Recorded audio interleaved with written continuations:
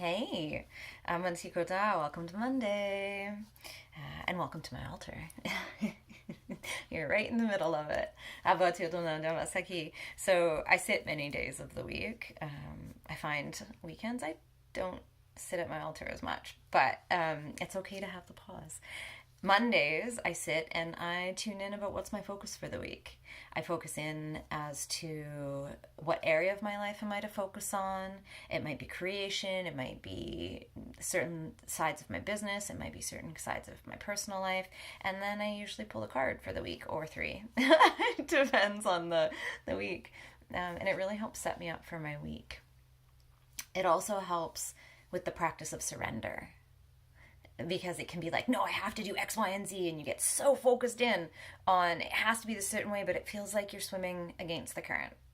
It feels like you're pushing against this thing and you can't get through it.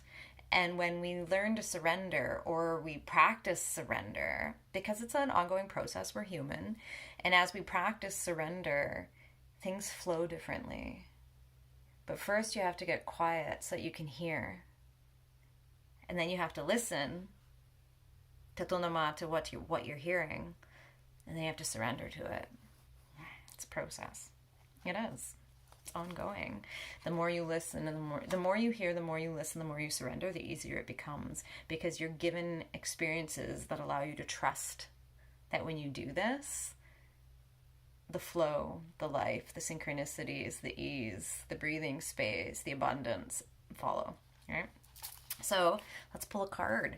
Let's pull a card for the collective, for you, for today. Kaurata for this week. Uh-oh. Okay.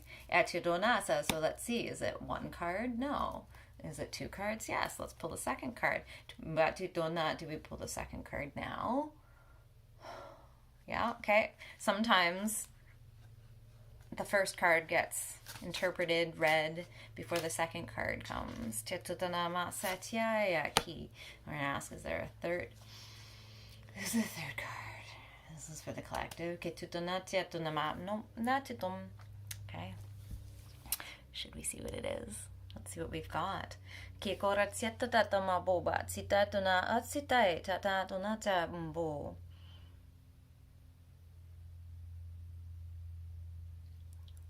They both reflect each other. Very beautiful card. So this is the Tao Oracle that I am drawing from. This guy, one of my favorites. So we've got the taming power.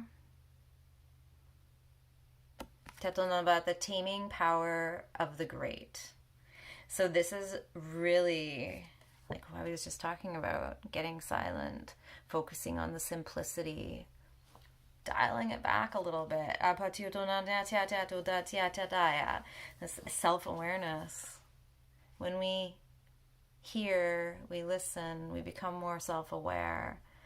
In the silence, we are able to hear if there's too much cacophony, too much din, too much noise. How do you hear? Silence isn't passivity. Sit with that one. It's not passivity.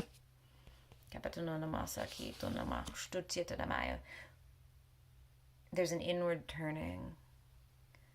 There's coming to that centered space.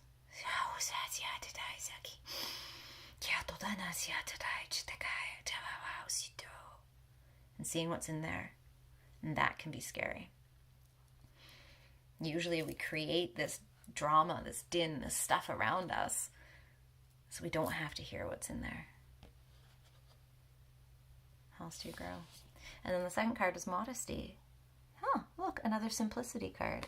This one is about moderation. This one is about humbleness, sincerity. I giggle at that one because me and my kid had this discussion about sincerity, being sincere versus insincere, and it was just all convoluted. Lack of pretension. Where are you showing up in a way that feels like a cloak, or a way that you're like, I have to show up like this in this area? This is how, it'd be like me going, this is how a healer shows up. I have to only look like this. I have to only act like this. I have to never swear. I have to not wear jeans. I have to not eat meat.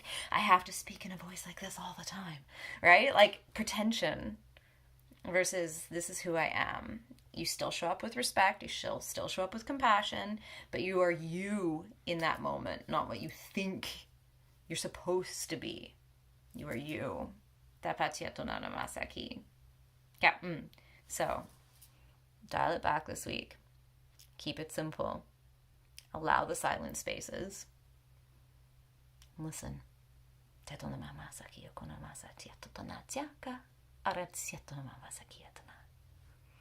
Have a good week.